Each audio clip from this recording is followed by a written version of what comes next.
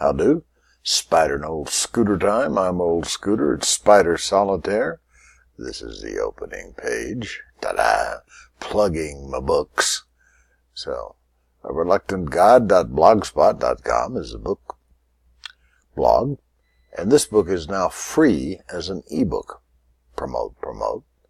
After you've had a book out for a couple of years, you sometimes cut the price to $0 for the ebook. You still have to pay $10 or $11 or something for a paperback. This one is just brand new out. I think the ebook there costs $2.99, and the book itself is, I said, $10.99, something like that. This is Spider McGillicuddy, the one with the little arrow by her ear. Isn't that cute? The artificial intelligence behind this game, as I've said over and over again. This is the Las Vegas Naif edition, because we're going to be talking about Spider Solitaire as a gambling game. Matter of fact, we're not going to be talking about it so much as we're going to be playing it like a gambling game. Okay, I walk in. I lay my $500 down at the croupier. I guess the croupier may look a little like Spider Mac. I don't know. And we're in Las Vegas, by the way. And they give me the key to a game, introduce me to Spider Mac, and turn me loose. Now, if I make $550, I break even. $50 house margin. If I make more than that, I make some money. And it is pure gambling. You take risks in hopes of making gains. You have options, chances to take. And if that's not gambling, I don't know what is. But I call this the Las Vegas Naif, hoping I'm pronouncing naif right. A naive person, or someone who's not a really serious gambler, just going in like I think a ton of people do. I call them the Las Vegas Naif because their objective is to lose as little as possible to make their $200, or in my case $500, last as long as possible, lose as little as possible, not have to put in a ton more money to keep playing, but maybe you will if you have to. But anyway, and that's the way I play this game. So I'm certainly not a serious gambler. Serious gamblers take more chances. They have more preparation to do it right. They run the risk of losing a lot more, but they also occasionally win a whole lot more. If I win a whole lot, it's accidental because I play conservatively. So let's demonstrate. We'll play a new game. We play the two-suiter here, being shallow of mind. So, the first chance I will take is to play this black 2 on a red 3 that blocks the 4-3. So it costs a little something. It's a little risky. But maybe it's got something great under it. Well, it has the 2 I wish I'd had to start with. That didn't do much. I'll play the other 2 and get a 6.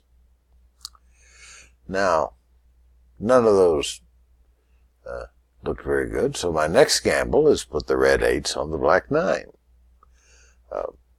The low gambler, little note from Rusty there, the low note,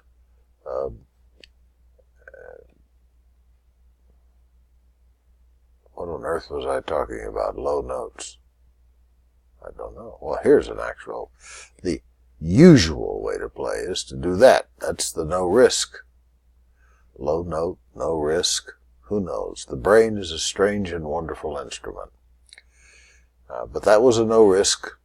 Doesn't block anything, isn't expensive. So now I'll play these 8s on the 9. I'll see if any of that's worth. I don't think so. Try this other one. Well, now I have 2 2s to play on the 3. This is sort of boring, but so it's 1 play, 2 plays. Not terrific, but not bad. So I'll take them back and try this one. That's one thing Spider Mac lets you do. Try stuff, and she doesn't charge you on the charge-o-meter down here, because you can take them back. So what happened when I did? Let's reconnoiter here. Oh yes, we did this and got a 6, which I can't even play as a gambling card. So I think I'm through with this deal. I'll take that one back. No, I won't. What's the matter with you, boy? But that 6 is really no better than that 2. Oh, for heaven's sake, Scooter. You're going to gamble, you might as well stay conscious. But I'm not doing anything wild and crazy. I'll take another deal, please. Yes, sir, Mr. Scooter. I will get a sock puppet. One of these days. Now, this 8 would play naturally here and uncover a king. This 8 would play naturally here and uncover a 2. I've already got a 2. I guess I maybe could use a king. Okay, boom, yeah. Could move this up here. Would that be an improvement? I don't know. Got 2 kings. I can cover one of them. But do I really want that 8? So you see, as gamblers are sitting, like, deciding, do I raise that bet? Do I take another card? What do I do here? You know, so that's what I'm doing. I'm gambling. I'm gambling like a Las Vegas Naif, trying not to lose money. Now my sister, oh, look at this. Silly boy, you had it even better. I'll restack over here. Sister Mandy, you remember Mandy? Oh, that's Mandy. She's a little older now, but looks just like this. I found this. Wasn't that clever?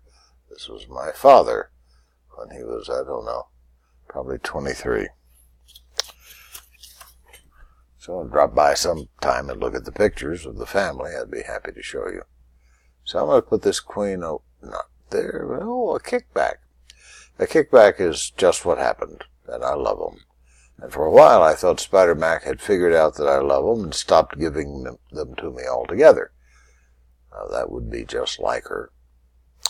But lately I've been getting some more, so I may have misjudged the wench.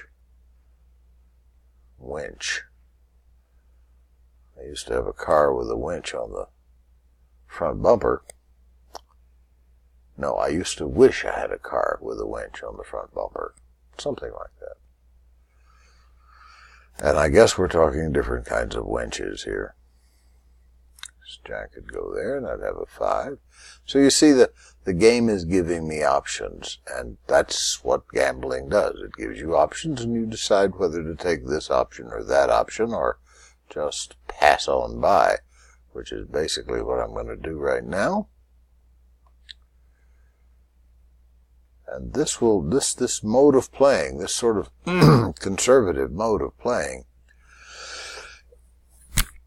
I haven't figured out how to cough without blowing out your speakers yet, but I will someday. I'll get a cough switch. Or I could get a fast limiter that whenever anything loud hits the microphone, it immediately turns down the gain so fast you don't even hear the loud thing. Wouldn't that be considerate of me? So right now I'm just sort of plowing along, making any moves I see, and so far they're the naturals. Do I want to gamble here? Could I? I could, of course. If I did that, I'd free up this little 9. No, I wouldn't. There's an 8. So maybe I won't do that. Maybe I'll just fool everybody.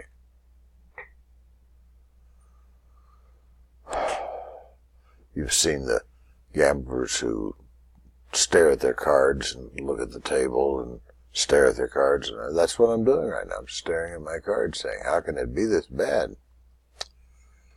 So I'll make the obvious moves as quickly as I can. And then start pondering if there's anything I can do that's gamblish. That's a silly move. I don't have to make it. There's nothing in the Constitution that says you have to make silly moves. I say that because many of my pals with whom I discuss politics, that's their last line of defense sometimes. There's nothing in the Constitution that says you're making any sense, Scooter. Frequently they're right.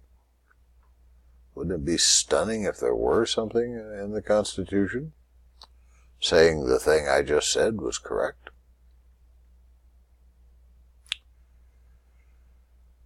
I say all men are created equal, but I don't think that's in the Constitution.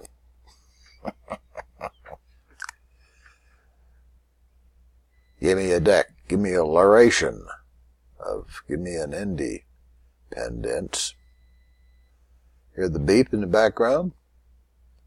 It goes on for a long time. When the dishwasher finishes, it gives you 5 beeps. And then in a few minutes, if you don't go open it up and tell it good boy, it gives you another beep. 5 more beeps. And it keeps doing that and doing that and doing that. Okay, I gambled a little bit there. I took a chance. It got me an ace. It let me do this, which is kind of cool. I'm only 1 ace away from a score. And in my strategy to lose as little as possible, a single score is basically a victory, because I won't lose it. Right now, I'm $83 in the hole, $50 house margin, $1 a move, and but if I just get 1, so I might make a conservative move that blocks off opportunity to do better a little later, just to get that 1 score. I'll look at that. Is that worth it? Maybe it is. I can do that. I have no holes punched. Yes, I do. I have 1 hole punched. Pay attention, Scooter. Pay attention. But the Las Vegas Naif person at this point in time is saying, oh boy, come on, I gotta have 1. And the danger is you get this close, and then you lose $80, $90. You think, oh, that's not so much. And you throw another $80, $90 in on top of your $500 that you've already put in, so you can keep playing. There's something seductive about playing. And that's what you have to learn to resist. You got to know when to fold them, when to take it home, Jack. Put it in the garage.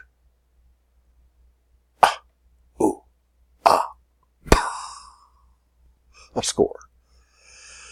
So now instead of being $87, $87 in the hole, I'm now $12 ahead, $5.50 to break even right now. Now that's the sort of thing that makes this a super gambling game, because you think, oh, well, I did that. Watch me next. Clean the table.